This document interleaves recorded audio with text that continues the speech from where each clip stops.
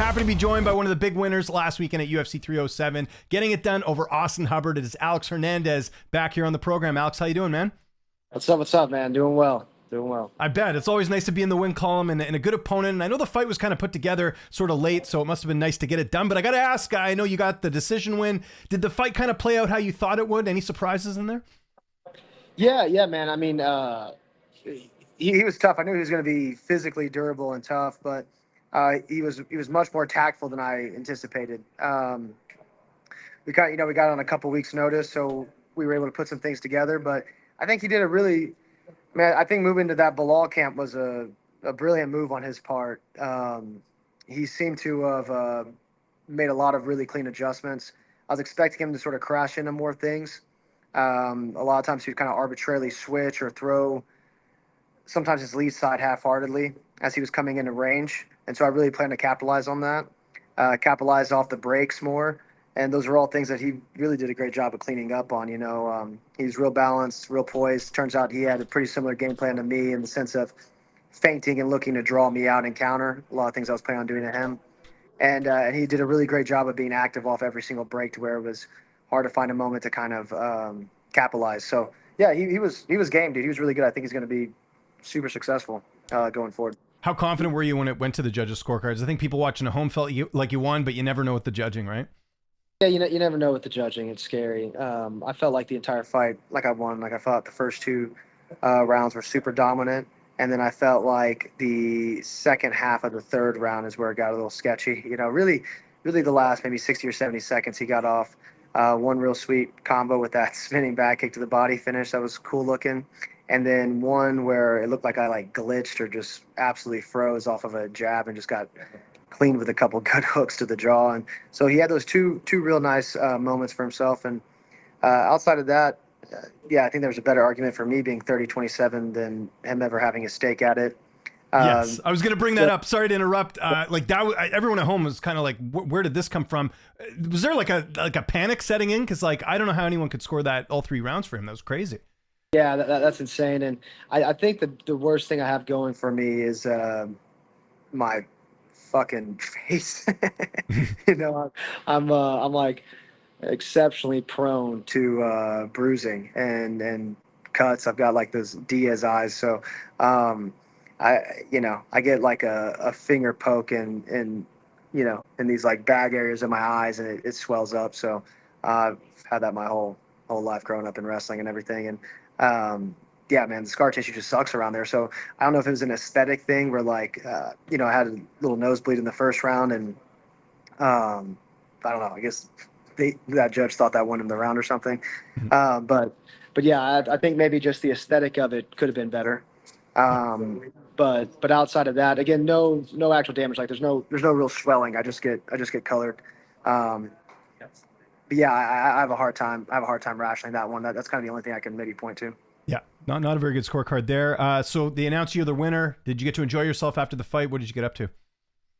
We kept a real Mormon out there. Just went and grabbed some sushi. Had a single sake shot with the boys, and then just kind of took a lap around town. We didn't really do anything too crazy. Kept it pretty sensible, I'd say. Yeah, I agree. And of course, we saw Brandon Royval in your corner. That's where you are this week. He's got the big main event coming up here, in a couple days here, which is awesome. So I know camp was different, right? Because you sort of switched things up a little bit. How did camp go leading in? We didn't have a chance to talk with some of the changes. How were things different sort of going into this fight? Yeah, man, how are they different? It was infinitely more fun. I'll say that. Not just the crew, but even the lack of weight cut. Having to go to 45 is like such a crucible in itself. Getting down there over like 3 months, and so it was nice to not have to stress about that. Just kind of enjoy the process, find myself. I really kind of felt like I had to find my mojo again after coming off that last disappointing split, and so. And really just the group we were in and the headspace and everything just really kind of need to shake all that off. So, found a little bit of a break, kind of a reset, and then got back in. And we had a small crew where we were just sort of tailor fitting everything, kind of like that Trevor Whitman sort of model. Mm-hmm. And we just kind of curated the things we needed to, with like a good wrestling room to partner with, some good grappling to mix in with, and still keep in touch with, coaches I have like boxing and again, jiu-jitsu. And then, yeah, just being around guys I just wanted to be around, Yeah. like just in sync personalities, and just going to work with a smile on my face every day. And so that was a cool experience. Yeah. Um, and I wouldn't say anything too radically changed about that. We just had, for the first time in a long time, direction. I mean, Mhm. that was the biggest difference. Had some direction in uh, kind of the overall um, camp and vision, I guess, for myself. Like where I want to be, things I want to be executing on better over like 3-6 months, and then uh, direction for this fight specifically. How to meet Hubbard. So that was the biggest change, just having some direction. Yeah, because I talked to Brandon before the fight. Obviously, I know he left Factory X. So are you pretty much doing the same like type of camp he is, where you train at like specific gyms? Everything's sort of customized to what you want. Are you doing sort of the same thing he was doing? Yeah. We got our main crew, and we meet every single day. We train Nice. every single day. A small herd of us. There's like five, and then we'll have a few drop-in guys, depending on the day and what we need. But yeah, we meet every single day, Monday through Saturday when we're in camp, and then outside of that, we have our own respective sessions. Like we'll go to some jiu-jitsu together, but like he's got a different wrestling room than I got based on weight classes, and he's got a different boxing guy he likes to work with than I do, and so we kind of have our separate specifications, like Mhm. the individual arts, but we come together and train as a team every single day. Yeah, you guys are a tight knit group back there. I imagine there's more guys. It seems like are coming to join you over there because it seems like you guys have kind of created something that a lot of people want to be a part of. Yeah, it's cool. It's cool. It's like I said. I mean, we got the mojo right now, so it's a lot of fun. We're having a good time doing it, and the door's not open.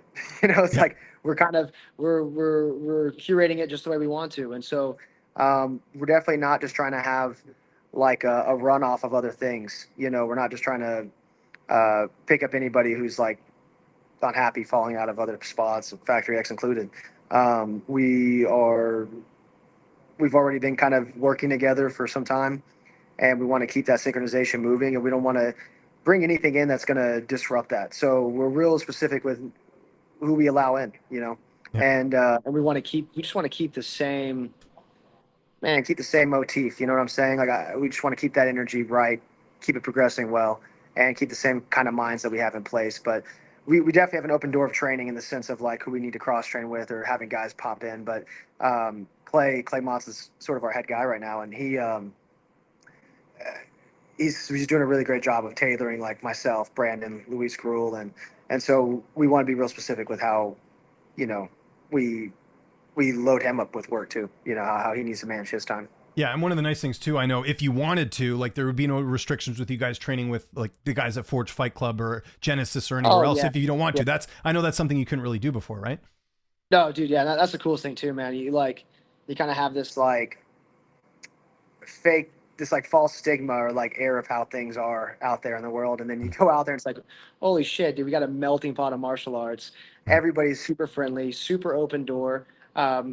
We all do a good job of trying to lend ourselves to the rooms that we're in and being as helpful as possible and being good training partners. And so, and therefore we get the same reciprocated. We get invited into these elite exclusive circles of training that we would never, been a part of or known about beforehand. And so I really think the work has been like exponentially better. In the last 6 months, I feel like the improvements that we've made individually and as a team is better than we've done in the last 4 years. When do you want to get back in there? I know we just had the fight. Is there sort of like an ideal timeline for you to have that next fight? Obviously, fight week right now with Brandon's the focus, but after that, what are you sort of looking at? Yeah. This week, Saturday we got Brandon, then Tuesday we got Luis. He just got called in a contender series. So Oh, that's super cool. exciting. Oh, nice. Okay, awesome. Dude, he just won a title fight, man, like 2 weeks ago. So it's a pretty aggressive turnaround, but dude's a savage. So if anyone can do it, he can do it. But yeah, of course, we we close out the show well. This next week and a half, and then man, I feel really healthy right now. I got my health. Most of the time I get done with a fight, I got a neat little injury after a winner. I fucking lose, and then I'm on the shelf. So either way, you're on the shelf, and I kind of want to take advantage maybe of not, winning and then not having any injuries at all. So the short notice thing serves me pretty well. See how I'm feeling. A little indifferent right now, but I think like uh, keep getting some rest, and keep feeling good. Right now, I don't have any itches for like really being an asshole. Like I don't feel like drinking or eating or anything. I kind of just feel like taking care of myself and getting back to work. So Good. I'll probably just ride that wave and do something in December if I can, man. That'd be pretty fucking sweet. Just get a real thick year of work and maybe take off afterwards in January or something. Well, the nice thing too is fighting at 55, you don't have to cut as much weight. I'm sure if there was a short notice thing, it would be a little bit easier to make 155. Exactly, and the rebound's not as extreme. Like I don't have all the urges afterwards. You get done with 45, and it's like, holy shit, Mhm. the catharsis that needs to come after. It's like I feel like I need to get out, like stay away from the gym for a little bit, eat everything in sight. Just take a complete release. Whereas, like, yeah, the 55 thing, like I said, I was enjoying the process the whole time, which I always perform well when I do that, and I didn't have any kind of dramatic cut. It sucked. It was short notice, so like there was definitely a hard water depletion. It sucked, but yeah, I don't feel like all those urges afterwards. I don't have all the cravings and everything. I feel like I could just like maintain. Just want to maintain, put on maybe a little bit more muscle for the weight class, and go do it again. Love it. Any opponents of mine? Or you just kind of wait and see what's available? Yeah, I gotta shop it and see what's open because I had my sights on 45 there for the last year, so I need to see what the market looks like. See what's open. It looks like Islam and Arman's going to be next. Just your thoughts on that fight. It looks like it's going to happen. How do you see that one playing out? Yeah, that's an awesome fight. I mean, I think that's the most exciting fight to make. You can't just openly say Islam can't do it. So, and Armin's his most competitive fight. The dude's a absolute monster. So they're both so tough. I'm gonna lean towards the champ Islam, but yeah, Arman's a motherfucker to beat. So he's got his work cut out for him. Do you think there is anyone right now that will beat him? Like, I think if Islam loses, it might be if he moves up, maybe. But I mean, right now it doesn't seem like there's anyone that's going to give him Yeah, like. yeah. I don't think. Yeah, if that's a great point. Yeah, if Arman doesn't do it, who I think would be among the most competitive. Yeah, I don't really see who beats him. Yeah. Right? Yeah, like who else? Yeah, I think that's why it's such an exciting fight because they're kind of similar in their versatility, but I think Islam's continue to be improve all around and on his feet, and tactically they've got a real brilliant team, Yeah. and so it's hard to see him losing. Kind of. I guess he's kind of still a lightweight, but Conor McGregor. Do you think he fights again? No, I don't.